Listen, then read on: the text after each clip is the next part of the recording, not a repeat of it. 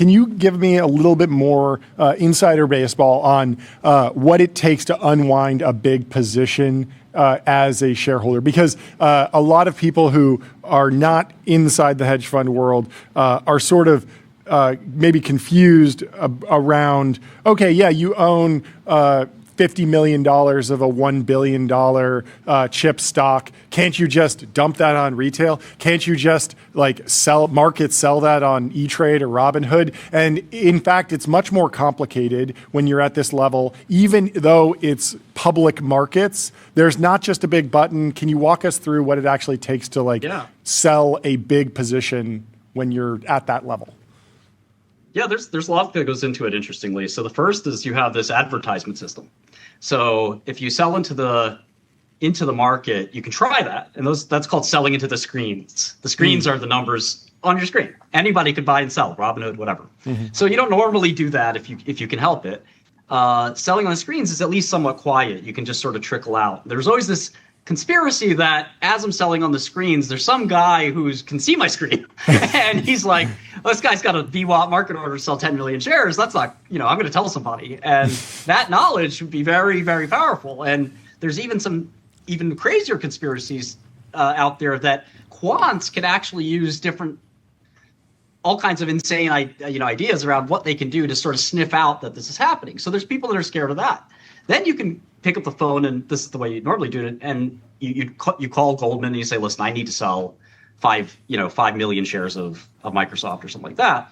And they say, should we take it, or do we find a guy that wants to take it? And they'll sort of try to decide. Now, Microsoft is easy. If you're trying to sell Sharon AI, a neocloud in Australia that nobody wants, that's a tough one. Yeah. And you own like 10 days of volume. So if you try to hit the screens, you have 10 days of volume.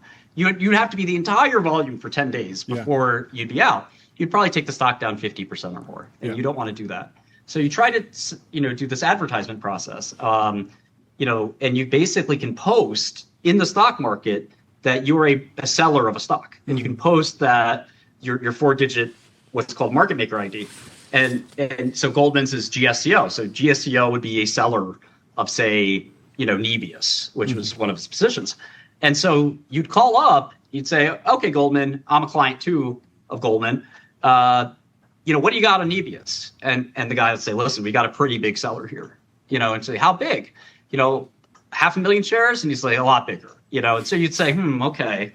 Because they have to advertise that, they're working your order. So they have to sort of tell people that there's a seller. They kind of are trying to be coy about how big, but they're not going to waste somebody's time either. So the guy who's heard that there's a big seller, well, he might turn around. He's not supposed to do this. He sort of might turn around and say, if there's a huge seller of Nebius out there and I'm just a little baby fish, maybe I could short 50,000 shares and get in front of this guy. If you're an actual interested buyer, you might also still be nervous because you'd say, well, if he's really got a ton of size, I might have to be judicious about how I step in. And so if you combine that with the sort of like pressure in the market and you add it all up, and then usually what you do is you'd have say, oh, I know a guy that works there, and let's see if he's returning calls. And, when you hit up the guy and he's not on Bloomberg, he's hard to reach, it's kind of like, well, it sounds like it could be them selling. So it's not too many people that own that many shares of that security. So you look at the holders list and you're sort of like, who could it be selling 10 million shares? So you call Fidelity and they say, no, we're not selling. You call the next guy, no, we're not selling. Next guy's an ETF. Next guy's an index fund. It's got to be him. And so if it's them and they're and then you start noticing all of their positions are down, it gets really hard. So ultimately the bank decides, because you might say, I don't want to sell. The bank says, I don't care what you want. We're selling regardless. And Goldman Sachs is not in the business of holding AI stocks. We're going to sell at any price we can because our board would rather know for sure that we're down $1 billion and just rip the Band-Aid off than to wonder if we could lose 50. And so it's Goldman's position that we're just going to just cut the arm off right now before it metastasizes. And so they'll do a fire sale. And of course, Goldman's smart. They're going to reach out to a guy like Citadel or somebody else to place it carefully.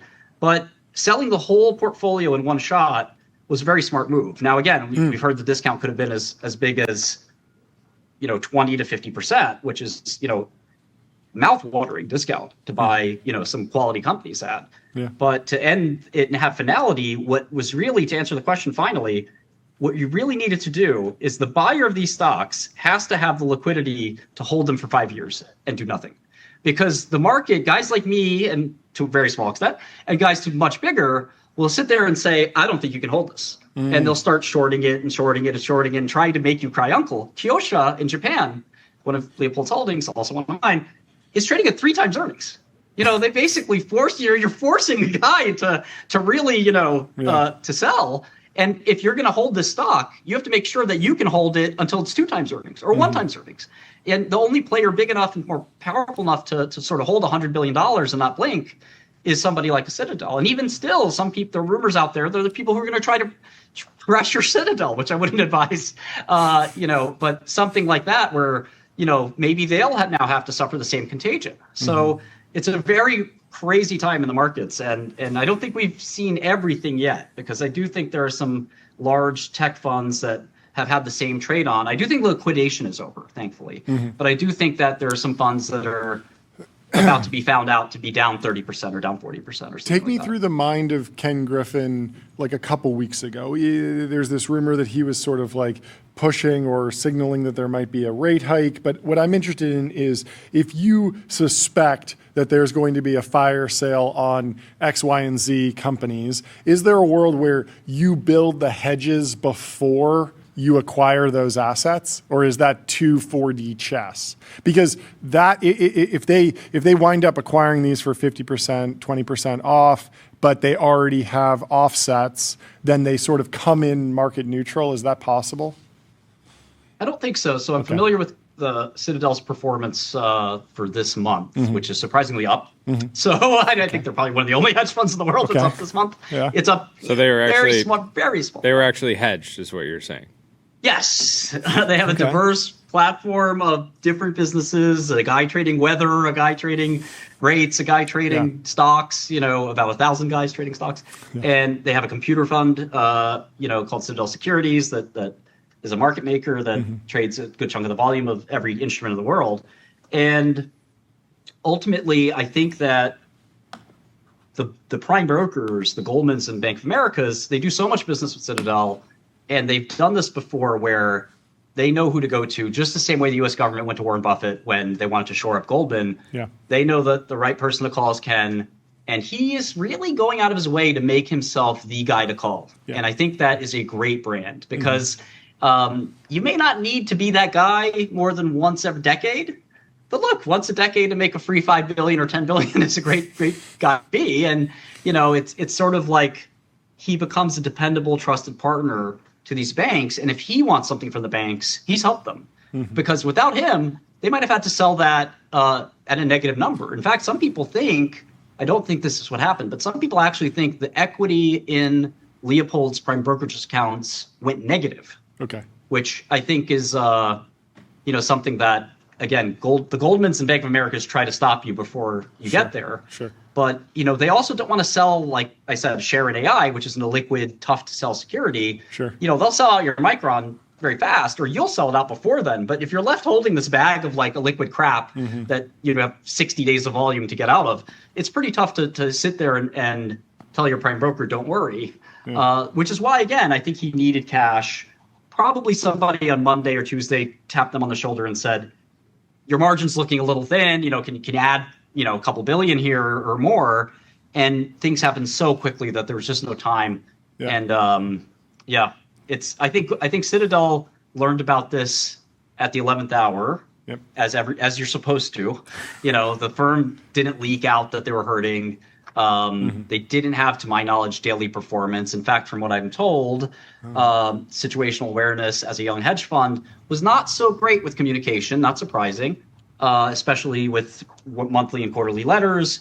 Could have been more timely on some of those. So it's a small group of a couple of guys. So I don't think that this was the thing you rewind, what was it, only a month ago that 13F was late. The 13F was like late and everyone was questioning like he sold everything. Did he work out some kind of deal to get it, keep it confidential? But it sounded like you just like didn't get around to it. They had other priorities maybe.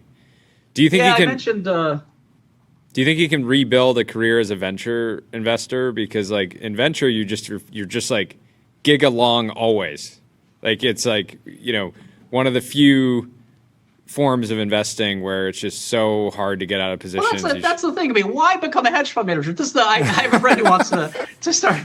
I have a friend who wants to start a hedge fund. I told him this is the most painful, horrible business in the world. Why do this? And if you start a newsletter business that makes $100 million a year, even $50 million a year of revenue, you've done better than almost every hedge fund on the planet. Yeah. Like you do not want to do this job. And the reason, the reason people do it, and I did it too, and I would never do it again, is it's the sexiest thing in the world. You think the glory master of the universe is incredible. Yeah, you're the master of the universe. And I had friends of wanting to quit really high profile jobs to be a hedge fund. I was just like, you're out of your mind. You don't know what this job is. It's waking up at 3 a.m., checking Korean stock prices and, waking up back up at 6, wondering what's happening in the world and stuff like this. And there's absolutely no productive thing you're doing. You're providing capital, but other than that, you're really playing this high stakes, crazy poker game. And, it's certainly fun and interesting, but when it's painful and raw, I hope he'll do something.